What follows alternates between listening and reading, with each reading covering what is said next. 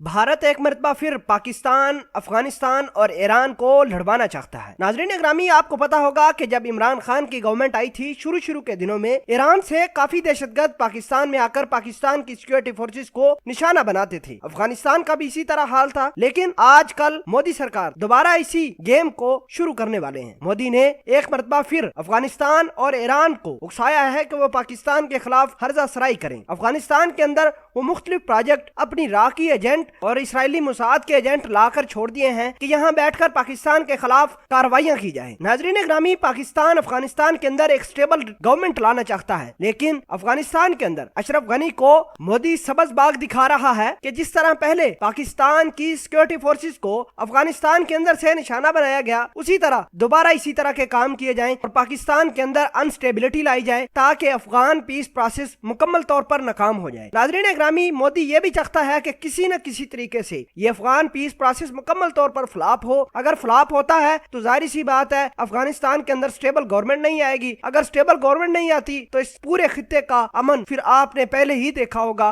कि किस तरह का अमन है। बहरहाल इमरान खान और पाकिस्तान आर्मी की जो हालिया एफर्ट्स को देखते हुए भारत बहुत ज्यादा घबराया हुआ है। भारत ने एक मरतबा फिर अपने आप को, अपने मिनिस्टर्स को रीएक्टिवेट किया है कि जाओ अफगानिस्तान के अंदर, ईरान के अंदर, वहां मुख्तलिफ प्रोजेक्ट लॉन्च करो, वहां मुख्तलिफ प्रोजेक्ट पर इन्वेस्टमेंट करो ताकि अफगानिस्तान और ईरान हमारे काबू में आ जाए और दोबारा पाकिस्तान को नुकसान पहुंचाने पर तुल जाए। भारत पाकिस्तान के खिलाफ साजिशें तो हमेशा से रचते ही आया है और अफगानिस्तान के तालिबानों को इस्तेमाल करते हुए उनको मुख्तलिफ पैसे देकर और अपनी राख एजेंटों के जरिए पाकिस्तान का सुकून तबाह करने में पेश तो रहा ही है। लेकिन भारत को इस बात का डर भी है कि ऐसा न हो कि इस गेम के तहत किसी वक्त भी पाकिस्तान की आर्मी भारत के ऊपर हमला बोल दे। नाज़रीन ग्रामी, अमेरिका के एक रिसर्च सेंटर से रिपोर्ट आती है, उसमें कहा कि भारत अफगानिस्तान का अमन तबाह करने के लिए कोई भी मौका हाथ से जाने नहीं देता। दूसरी जानब CRS